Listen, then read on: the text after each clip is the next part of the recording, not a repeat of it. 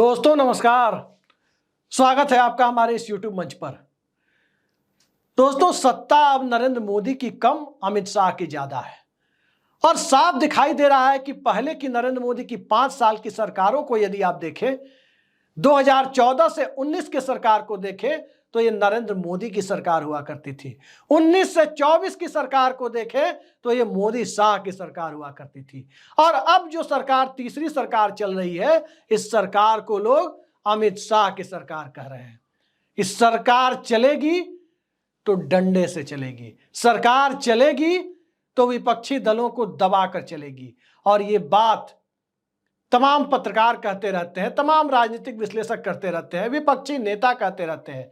लेकिन कल रात राहुल गांधी ने जो ट्वीट किया और उस ट्वीट के बाद भी जो गतिविधियां पूरे देश में, शिमला से लेकर पटना तक और देश के दूसरे राज्यों में, यहां तक कि समाजवादी पार्टी, अखिलेश यादव की पार्टी हो या नीतीश कुमार की पार्टी, विपक्ष की पार्टी हो या सत्ता पक्ष का कोई घटक दल, सबको कहीं ना कहीं वो तार ढूंढने की कोशिश में सत्ता लग गई है कि ईडी कहीं ना कहीं कोई तो खुलासा करे, पॉलिटिकल ब्लैकमेलिंग का कोई तो टूल उपलब्ध कराए। ये कोशिशें सत्ता में रहते हुए चल रही है।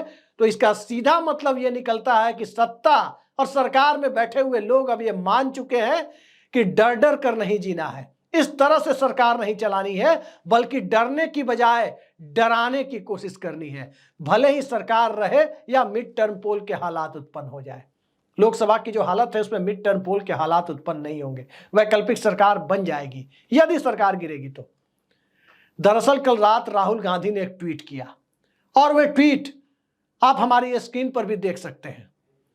और इस स्क्रीन पर जो ट्वीट आप हमारे देख रहे हैं राहुल गांधी का, उसका हिंदी तर्जुमा यही है कि जो चक्रव्यूह वाला बयान राहुल गांधी ने दिया था संसद के अंदर, वो बहुत लोगों को नागवार गुजरा, सत्ता में बैठे हुए कुछ खास लोगों को नागवार गुजरा। और अब ईडी के सूत्र राहुल गांधी को बता रहे हैं कि ईडी उन तक पहुंचने वाली है, इन्फोर्समेंट डायरेक्टरेट की टीम पहुंचने वाली है। और राहुल गांधी कह रहे हैं कि वो चाय बिस्किट ईडी वालों के लिए लेकर तैयार बैठे। ध्यान दीजिए, यह किसी सांसद राहुल गांधी का बयान नहीं है, यह इस देश में लोकसभा में नेता विपक्ष राहुल गांधी का बयान है, एलओपी राहुल गांधी का बयान है। इसे यूं ही नहीं लिया जा सकता। और राहुल गांधी जो बातें कह रहे हैं, राहुल गांधी की बातों पर यदि गौर करें और देश में हो रही गतिविधियों पर गौर करें तो ये बात काफी हद तक वास्तविकता के करीब पहुंचती हुई भी दिखती है कि ईडी की गतिविधियां वैसे ही चलेंगी। आप देख रहे हैं कि एक मुख्यमंत्री अरविंद केजरीवाल सलाखों के पीछे है। अब तक उन पर लगे हुए कोई भी आरोपों को ईडी या सीबीआई सिद्ध नहीं कर पाई है, लेकिन वो सलाखों के पीछे है। हिमाचल प्रदेश में कांग्रेस पार्टी के एक विधायक आरएस बाली, जो कभी राज्य सरकार में वहां मंत्री हुआ करते थे, उनके कई ठिकानों पर छापेमारी चल रही है। शिमला, चंडीगढ़, उनके गांव, पंजाब, दिल्ली, कई ठिकानों पर छापेमारी चल रही है। उत्तर प्रदेश में समाजवादी पार्टी के सांसद और लोकसभा में उपनेता, सपा संसदीय दल के उपनेता अखिलेश यादव के नायब बाबू सिंह कुशवाहा के खिलाफ ईडी ऐसे ही नहीं पहुंची। आपको जानकर आश्चर्य होगा दोस्तों, ईडी बुलडोजर लेकर पहुंची है। जो उत्तर प्रदेश में योगी आदित्यनाथ के एडमिनिस्ट्रेशन की, उनके प्रशासन की जो सबसे बड़ी पहचान, सबसे बड़ा सिंबल जो बुलडोजर बना हुआ है, वो बुलडोजर लेकर ईडी बाबू सिंह कुशवाहा के घर पर पहुंची है। उनकी प्रॉपर्टी जब्त की गई है और वहां भी मामला एनआरएचएम का ही बताया जाता है। और इसके उलट बिहार में संजीव हंस आईएएस की बात आपने सुनी, नीतीश कुमार के बेहद करीबी माने जाने वाले आईएएस, उन्हें हटा भी दिया गया। और अब पटना से जो अंदरूनी सूत्रों के हवाले से खबर मिल रही है, 7 आईएएस अधिकारी, जी हां 7 आईएएस अधिकारी वो ईडी के रडार पर हैं। कुछ को ईडी का नोटिस भी मिल चुका है, सत्ता के बेहद करीबी बताए जाते हैं। और अब जो स्थिति है, जो वो 7 आईएएस अधिकारी ऐसे हैं जिनमें से अधिकांश तो बहुत लंबे समय से पावर कॉरिडोर में जमे हुए हैं। संजीव हंस को तो नीतीश कुमार ने हटा दिया, बाकी जो 6 लोग हैं, आधा दर्जन आईएएस अधिकारी, उन तक अब ईडी पहुंचने की तैयारी कर रही है। सोचिए, सत्ता किसकी? नरेंद्र मोदी की। अकेले बहुमत की सत्ता 14 और 19 वाली है नहीं, यह सरकार नीतीश कुमार और चंद्रबाबू नायडू की बैसाखियों पर टिकी है। बावजूद इसके नीतीश कुमार के करीबी माने जाने वाले ब्यूरोक्रेट तक ईडी पहुंच रही है। क्या यह सब नीतीश कुमार की मर्जी से हो रहा है? तमाम तरह की परतें अंदर से खुलते हुए सामने आ रही है कि या तो यह नीतीश कुमार की मर्जी से हो रहा है, नीतीश कुमार तक भी खबरें पहुंच रही थी इसलिए यह उनकी मर्जी से हो रहा है, या फिर नीतीश कुमार को दबाव में लेने के लिए कि वो नए राजनीतिक गठबंधन के विकल्प पर विचार न करे, गलती से भी ना सोचे, ये नीतीश कुमार को डराने के लिए यह कार्रवाई हो रही है। नीतीश कुमार की छवि एक साफ सुथरे और ईमानदार नेता की है, इसमें कोई कहीं से कोई दो राय नहीं है। लेकिन आज के जमाने में ईडी किसी के मौखिक या लिखित बयान पर, जिसमें पक्ष में कोई सबूत ना हो, कोई दलील ना हो, किसी को गिरफ्तार कर सकती है, तो फिर उस हालत में ईमानदार और बेईमान का सवाल कहां पैदा होता है? क्योंकि पीएमएलए यानी prevention of money laundering act की जो धाराएं हैं, वो धाराएं दरअसल इतनी ड्रैकोनियन है, इतनी खतरनाक है कि किसी की निशानदेही पर बिना किसी सबूत के, किसी के बयान पर किसी की गिरफ्तारी हो सकती है। दिल्ली के मुख्यमंत्री वही झेल रहे हैं। शराब व्यवसायी गिरफ्तार होते हैं, शराब व्यवसायी सरकारी गवाह बनकर, अप्रूवर बनकर फिर जमानत लेते हैं, रिहा होते हैं, और फिर उसके बाद उन अप्रूवर के बयान दर्ज किए जाते हैं, उन बयानों के आधार पर कि अमुक व्यक्ति को इतने करोड़ रुपए दिए, उस आधार पर किसी को गिरफ्तार कर लिया जाता है। महाराष्ट्र में अनिल देशमुख का मामला आपने देखा, और अब ईडी की जो इतनी गतिविधियां हो रही है, प्रवर्तन निदेशालय की जो गतिविधियां हो रही है, पिंजड़ाबंद तोते का जो विस्तार हो रहा है, उस विस्तार को यदि देखने की कोशिश करें, एक तरफ पश्चिम बंगाल, अभिषेक बनर्जी और दूसरे लोग, दूसरी तरफ बिहार में जहां सहयोगी दल है, पश्चिम बंगाल में विपक्षी दल, बिहार में सहयोगी दल, फिर उत्तर प्रदेश चलते हैं पड़ोस में, उत्तर प्रदेश में विपक्षी दल, संसद के अंदर सबसे हमलावर विपक्षी दलों में से एक, राहुल गांधी की टीम 5 के सदस्य माने जाने वाले अखिलेश यादव की पार्टी के उपनेता बाबू सिंह कुशवाहा।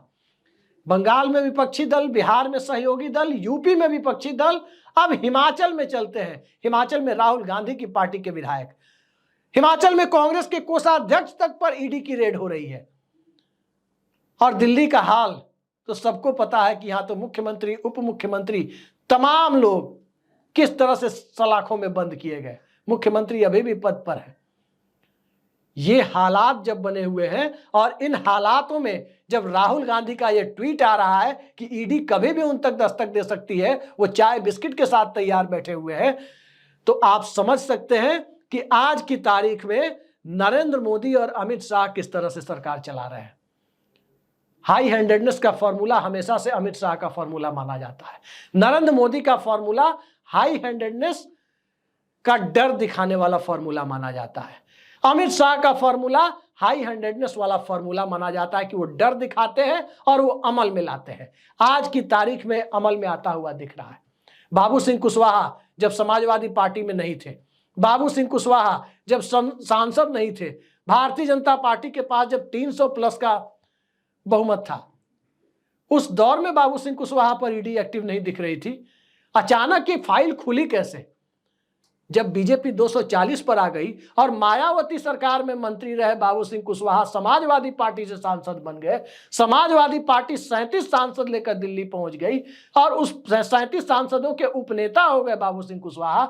उत्तर प्रदेश में पीडीए के एक बड़े समीकरण के एक अहम घटक हो गए बाबू सिंह कुशवाहा, तो उनके यहां ईडी पहुंच गई। भ्रष्टाचार के खिलाफ कार्रवाई होनी चाहिए, लेकिन सेलेक्टिव तरीके से, सुविधाजनक तरीके से, और सिर्फ विपक्ष को टॉर्चर करने के लिए कार्रवाई निश्चित तौर पर लोकतंत्र को कमजोर करने वाली कार्रवाई है।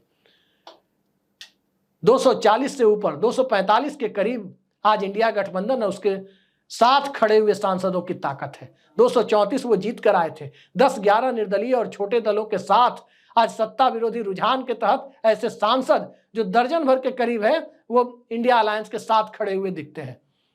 तो इस हालात में सरकार कब चली जाए, कब नानी फैक्टर भारतीय जनता पार्टी का साथ छोड़ दे, कब टीडीपी और जेडीयू अर्थात नीतीश कुमार और चंद्रबाबू नायडू ये दोनों भारतीय जनता पार्टी को टाटा बाय बाय कह दें, ये सभी जानते हैं कि ये खेल कभी भी हो सकता है। महाराष्ट्र, हरियाणा और झारखंड के इलेक्शन के बाद कभी भी ये नजारा देखने को मिल सकता है। और इन 3 राज्यों के इलेक्शन के बाद ये नजारा देखने को मिले, उस नजारे को रोकने के लिए पॉलिटिकल ब्लैकमेलिंग का एक टूल तैयार करने के लिए जो आम आदमी पार्टी को देने की कोशिश हुई, हेमंत सोरेन को देने की कोशिश हुई, वो झुकने के लिए तैयार नहीं हुए। वो जेल चले गए, झुकने के लिए तैयार नहीं हुए। लेकिन झुकने के लिए जो तैयार है या नहीं है, उससे ज्यादा झुकाने वाला अपनी कोशिशें करने के लिए तैयार है और उन कोशिशों से वो बाज आने के लिए तैयार नहीं है। कोई भी सरकार जो बैसाखियों के बूते टिकी हुई हो, वो सरकार ये जोखिम नहीं ले सकती कि अपने सहयोगी दलों के राज्य में इस तरह की गतिविधियां कराए। लेकिन ये हो रहा है। भाजपा शासित राज्यों में किस ब्यूरोक्रेट के यहां ईडी जा रही है, भाजपा शासित राज्य में किस नेता या मंत्री के यहां ईडी जा रही है, हमारे दर्शकों को भी पता है, इस देश के आम लोगों को भी पता है कि ईडी का इस्तेमाल दरअसल एक पॉलिटिकल टूल बन गया है। और इस पॉलिटिकल टूल के बारे में अभी कुछ महीने पहले ही अखबारों में एक खबर छपी थी कि राजनीतिक मामले जो भी दर्ज किए गए हैं, खासकर राजनीतिक दलों के खिलाफ या राजनीतिक दलों के नेताओं के खिलाफ, उनमें कन्विक्शन रेट यानी सजा दिलाने की दर 0.4% है, 0.4% है, 1% भी नहीं है। 3000 से ज्यादा केस रजिस्टर किए गए, लेकिन सजा कितने को हुई? 1% को भी नहीं हुई। तो जब सजा 1% को भी नहीं हो पा रही है, आधा % से भी कम को सजा हो रही है, तो उस परिस्थिति में ईडी का इकबाल कहां बचा है? ईडी के डायरेक्टर सेवा विस्तार दर सेवा विस्तार पाते जा रहे थे। सुप्रीम कोर्ट का डंडा चला, तब जाकर के ईडी के डायरेक्टर पद से उस सेवा विस्तार पाने वाले अधिकारी की रुखसती हुई। नए अधिकारी तैनात किए गए, अधिकारी तो बदल गए, रवैया नहीं बदला। 7 IAS नीतीश कुमार के राज के, उन पर नोटिसों की चर्चा है। हिमाचल प्रदेश में अलग, उत्तर प्रदेश में अलग, राहुल गांधी अलग ट्वीट कर रहे हैं। और इन सब से आगे बंगाल की स्थिति देख लीजिए, महाराष्ट्र की स्थिति आप देख सकते हैं। कहीं भी आप देख करके देखिए, जहां भी विपक्षी दल ताकतवर है, वहां ईडी का शिकंजा कसने की कोशिश हो रही है। और उस दौर में कसने की कोशिश हो रही है जब सत्ता में 32 सांसदों की दरकार है कुर्सी बचाए रखने के लिए। और उन 32 सांसदों की जो दरकार है, जो कमी है, जो जरूरत है, उस 32 सांसदों वाली पार्टियों के साथ साथ जिनके पास तकरीबन 245-50 के करीब सांसद है, यानी विपक्षी इंडिया गठबंधन के पास, उन्हें भी डरा कर रखने, उन्हें भी धमका कर रखने, उनकी एकता को भी ईडी की ब्लैकमेलिंग के तहत तोड़ने की जो कवायद चल रही है, ये सत्ता का अपना डर है। और उस डर से, उस खौफ से निकलने की एक ऐसी कवायद है जिस कवायद में सत्ता जा भी सकती है या इस देश में लोकसभा के मध्यावधि चुनाव की भी नौबत आ सकती है। इस पूरे खेल का लब्बो लुआब यही है कि सत्ता अपना मिजाज बदलने के लिए तैयार नहीं है। सत्ता गठबंधन धर्म के पालन के लिए तैयार नहीं है, न्यूनतम साझा कार्यक्रम जैसे किसी कार्यक्रम पर चलने के लिए तैयार नहीं है, बल्कि सत्ता वैसे ही चलने और देश को चलाने के लिए तैयार है जैसे 2014 से 24 के बीच के 10 सालों में, जब अकेले एक पार्टी विशेष को बहुमत हुआ करता था और उस बहुमत के सहारे नरेंद्र मोदी और अमित शाह की सत्ता चला करती थी। उसी ढर्रे पर चलाने की तैयारी है। अब उस ढर्रे पर सहयोगी दल इस प्रकार की गतिविधियों को स्वीकार करेंगे? और क्या नेता प्रतिपक्ष राहुल गांधी पर उनके सहयोगी दल ये दबाव नहीं बनाएंगे कि प्रधानमंत्री किसी को मानना हो मान लीजिए, लेकिन इस सरकार को जाना चाहिए? नीतीश कुमार को मानना हो उन्हें ही मान लीजिए, मल्लिकार्जुन खड़गे को प्रधानमंत्री मानना है उन्हें ही मान लीजिए, शरद पवार को मानना है उन्हें ही मान लीजिए, चंद्रबाबू नायडू को प्रधानमंत्री मानना हो उन्हें ही मान लीजिए।